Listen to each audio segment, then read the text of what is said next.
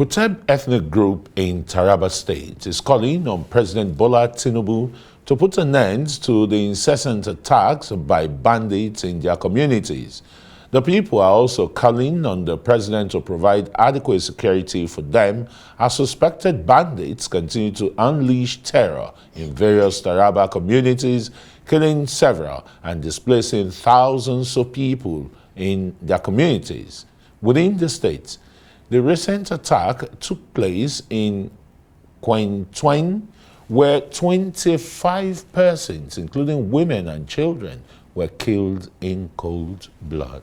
Okay, we have in the studio Rikwense Muri, who is the founder of the Southern Taraba Youth Coalition for Peace, to talk more on these attacks. Good evening, and our heart goes with your people, for that heinous annihilation of 25 people, including women and children. What's the situation again? What are the military authorities saying and doing to curtail this banditry in southern Taraba? Thank you, and good evening. The situation in Kuteb villages of Takum, Usa, and Yangtu is very pathetic and is better imagined than experienced. You remember, since last year, this attack started last year, April, and we were thinking it is actually that we were thinking it was politically motivated, maybe because of the election that were coming, but the attack has continued even after the election. Remember that by May last year, the commanding officer of the 93 Battalion, Army Barrack Takum, was killed by the bandits. So it was when the commanding officer, Lieutenant Colonel Okori, was killed that it became a national news. People were worried about the death of the soldiers than even the people that are suffering the banditry attack. And we're really sorry about the death of the army officer. But that was a tip of an iceberg, that if the bandit could attack the CO with his soldiers surrounding him, imagine the lives of the people. Did the bandits come to the barracks to attack? No. Or when the soldiers went after them? The soldiers went out to the villages. You know, bandits don't attack cities. That is one thing about the banditry that many people don't understand. Bandits don't attack cities, they attack the villages, because they attack villages. By September, this attack started by April. By September, almost all the villages, Kuteb villages in Takum local government, have been wiped out. By September last year, 2022. So what's the aim? Why the attacks? Where are they coming from? You know, I cannot tell you the aim. No intelligence reports. The police, the military, nothing? It seems there is a conspiracy against the Kuteb people. From who? By who? In fact, in last year, by September, around June, if you remember, there was a intercepted communication between the bandits and the former local government chairman of Takum local government. And, you know, it went viral because they were communicating about where the bandits are coming and where they will attack next. So many people, most of the Kuteb, they will raise alarm. And, you know, finally, the army arrested the chairman, took him to the barrack. Later, he was released. And finally, after so many investigations, the chairman was removed from the office. So the Kuteb people are worried about this.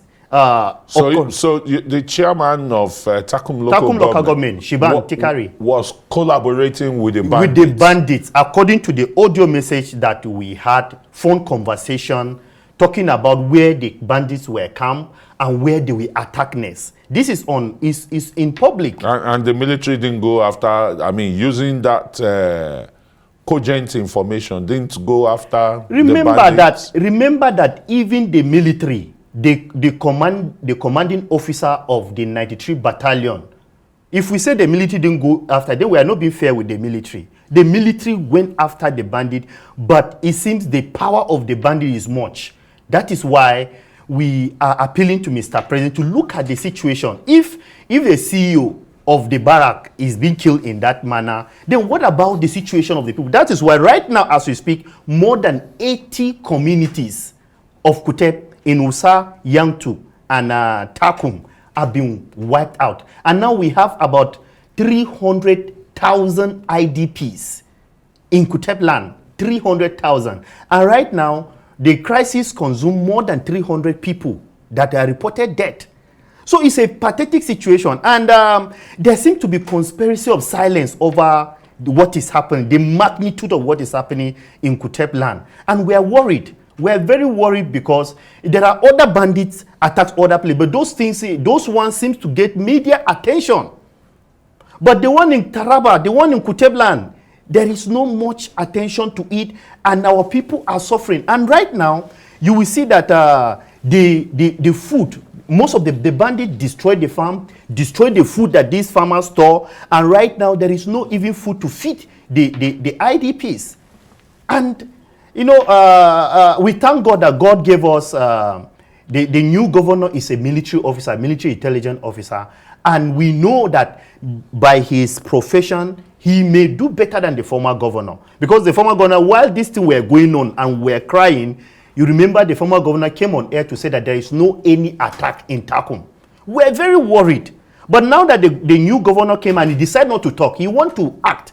We are praying. We believe in his capacity. We believe that the governor will do something. But the magnitude of the issues on ground, if Mr. President do not help the governor, we don't think there will be much. And the international communities and this humanitarian organization, our people really need help. And if you have time, we'll talk about even the root cause, which I would like to share with you. Tell us the root cause. That's why you're here. We don't have all the time in the world, Muri. So tell us, what's the root cause? Have any of these bandits been arrested?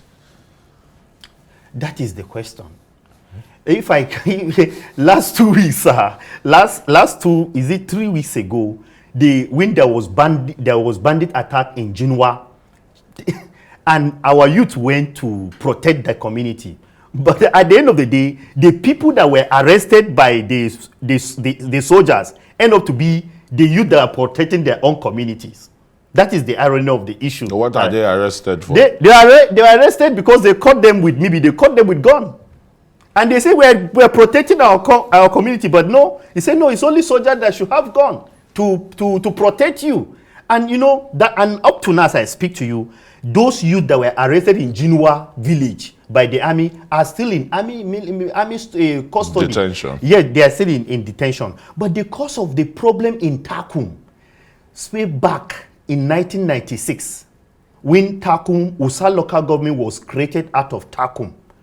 You know, Usa local government was created out of Takum, and Takum is dominated by the Kuteb politically before that time, before 1996. Kuteb were the one, politics is a game of majority. And Kuteb happened to be the second largest ethnic group, second to Mumuye. Mumuye, the tribe of the former governor of Taraba State, Joe Linyami. So when Usa was created, if you look at the map, you will see that Usa and Takum. So Muri, basically, the banditry attack is more political than the ravaging bandits that we'll probably see in Plateau State. That is what we are thinking, and we are praying. Well, thank you. But our attention, thank you very, very much, for expatiating on this point. We don't have so much time to continue this discourse. Rikwense Muri is the president of Southern Taraba Youth. In fact, there's a plea I want to make for the IDPs. There will be some other opportunity. The IDPs. We have to go on a break.